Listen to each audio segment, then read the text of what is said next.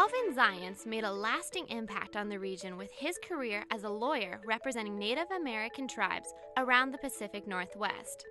For many years, he taught Indian law in what was then the University of Washington's American Indian Studies Center. Now that he has retired, he's finally had the time to publish a memoir recounting his work in a book called A Lawyer in Indian Country.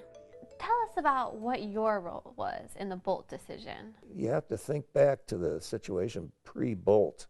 It was illegal under Washington law to try to use a net in a river to catch a fish. Although that was exactly what the treaties had promised them, that they would have that right. The Bolt case made a huge change because suddenly Indian affairs were on the front pages and people were reading about it, and there were demonstrations. It became a civil rights clause. And I'll go a little bit further. The atmosphere in Washington State towards Indians when the fishing rights wars were going on was toxic. There was a lot of hostility, a lot of bigotry towards Indians, especially in the smaller communities. I was one of the trial lawyers in the Bolt case before Judge Bolt in Tacoma in 1974. The trial was dramatic at times because Indians testified. And I don't think Judge Bolt had ever heard an Indian. I don't think he knew anything about Indians.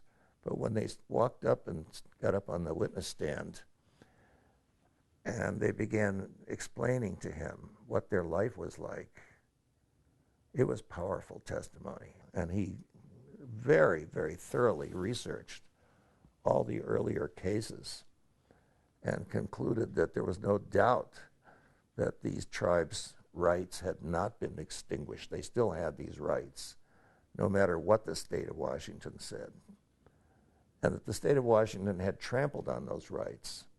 Throughout his years in law, Alvin was sure to see a lot of change in the way Indian affairs were handled. He told me about specific changes and the evolution he's seen. Indian tribes have become more governments than tribes. And you can hardly pick up a paper that has an article about water or timber or natural resources without reading that the tribes have something to say about this. The tribes are participants in this democracy. Didn't used to be that way. There's a lot more understanding. I never dreamed I would be doing this sort of thing when I was in law school, but you never know what life has in store for you.